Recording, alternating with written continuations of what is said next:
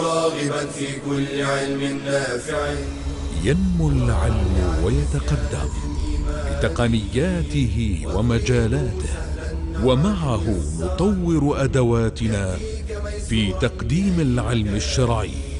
أكاديمية زاد أكاديمية ينبوعها صاف ليروي غلة الظمآن. وتعلم الفقه الميسر عاملا بالشرع دون تعصب لفلان.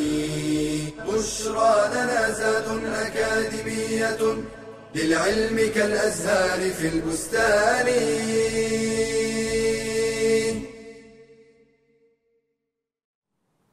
بسم الله والصلاة والسلام على رسول الله وعلى آله وصحبه ومن اهتدى بهداه. Conditions of the adhan being valid.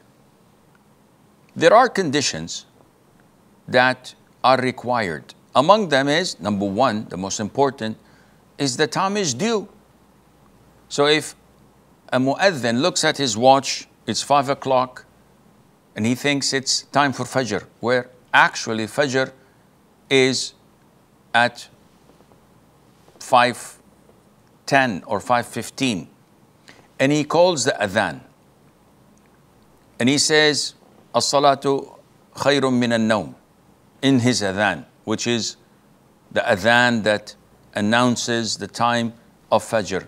This adhan is invalid because it was done before the time is due. And if people pray their prayers according to his adhan, the prayer is also invalid because it was done before time. Among the conditions that the phrases of the adhan must be recited in order and consecutively. So one cannot say Ashhadu anna Muhammadan Rasulullah and then says Ashhadu an la ilaha illallah. This is the wrong order, which means the adhan is wrong. It's invalid. Do it again. One cannot say Allahu Akbar, and then goes to his home to make wudu and come back and says Ashhadu an la ilaha illallah. Whoa, what is this?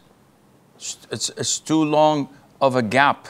The adhan is invalid. You have to do it all over again, and so it would be consecutive in the same order. The third condition is that the adhan must be said in Arabic. If someone says the adhan, Allah is great, Allah is great, the adhan is invalid. It has to be in the same exact words that were taught to us so that it would be accepted. Now, these are the conditions. Other factors may be recommended but not conditions. So, to be in the state of tahara, to be in the state of purity, performing ablution, this is recommended, but it is not a condition.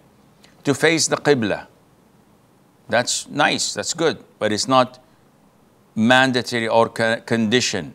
To stand up, it's a good thing, but if someone makes the adhan while sitting down, we wouldn't say that your adhan is invalid. Not to speak is a good thing in between the adhan.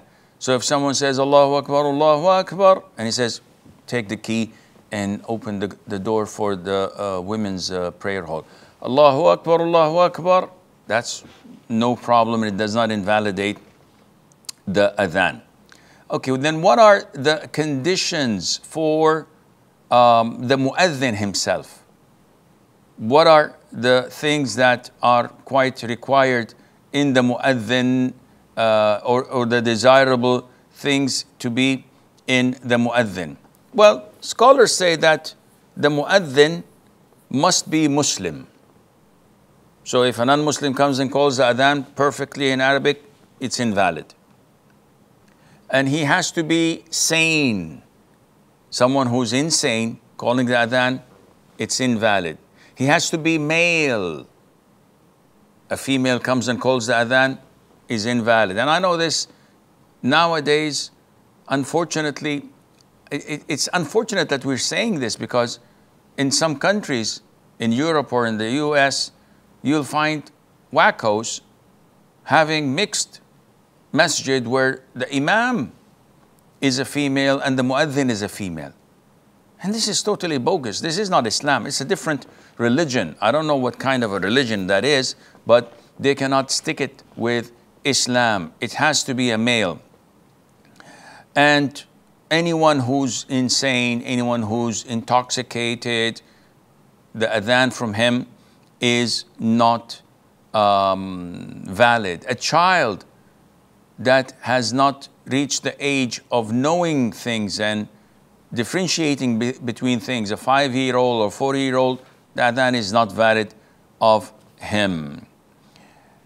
And it's, like said before, it is part of the sunnah to leave a gap.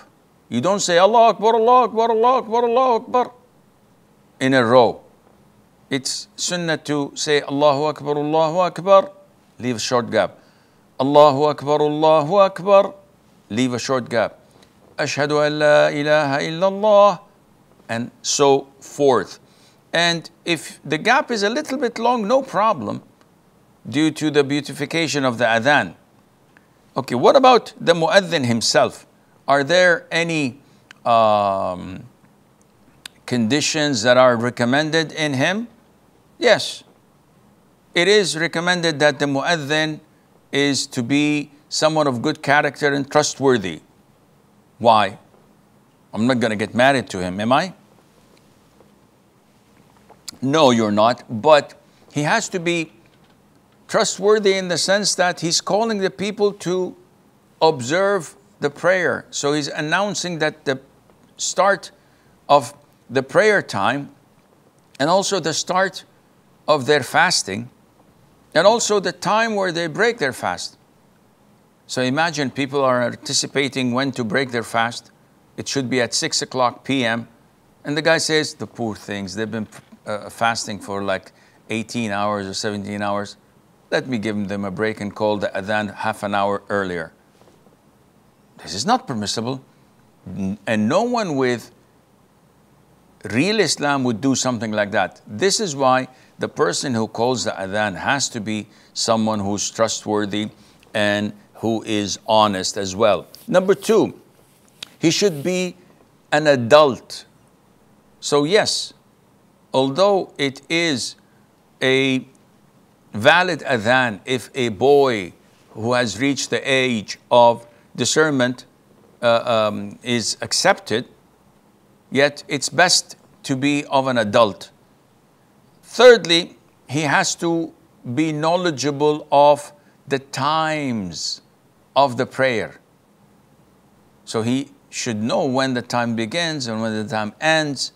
And this is the least of his knowledge that are required, because then he would not fall into mistakes.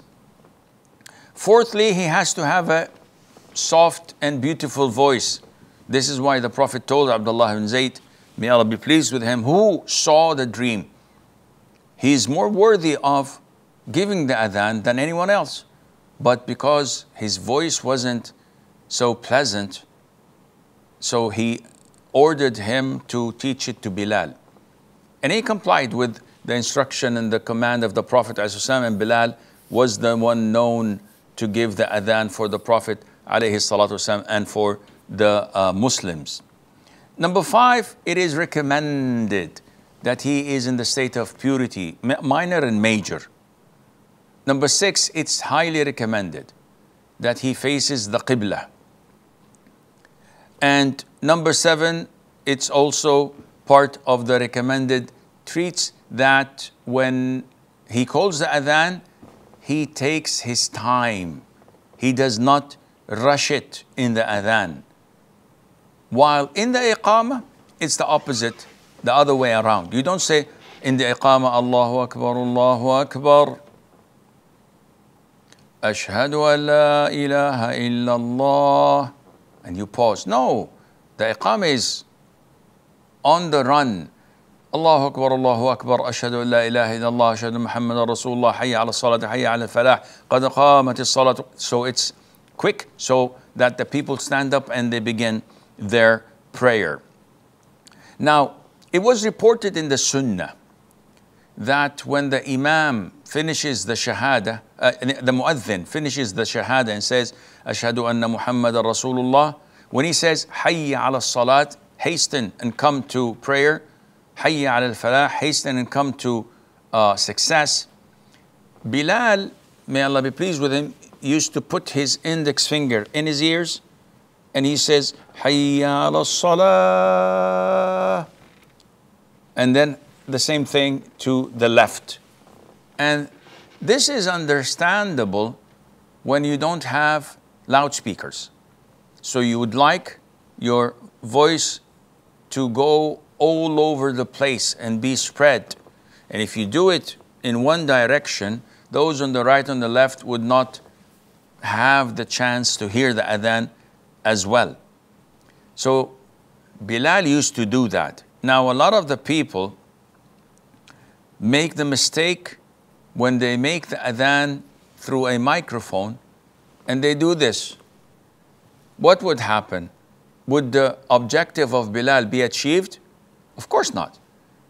It would be against the objective of announcing the adhan to as many people as possible, because the moment you take your head away from the microphone, your voice level goes way down and objective is not attained.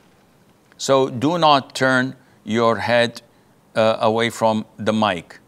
There are a number of innovations that are done, and this differs from one country to the other. Anything that was not done at the time of the Prophet ﷺ, then this is an innovation. So when the Mu'adhin says, Ashhadu an la ilaha illallah, Ashhadu anna Muhammadan Rasulullah, some people say, Azizullahi a'zam, Azizullahi a'zam, as praising Allah Azza wa Jal. Where do you get this from? Beats me. This is totally prohibited and innovation. And some people, when the Mu'adhin says, قَدْ قَامَتِ الصَّلَاةُ قَدْ قَامَتِ الصَّلَاةُ, they would say حق or ashhad or sadaqt, which also means that you've said the truth and I testify and the likes. And all of this is bogus.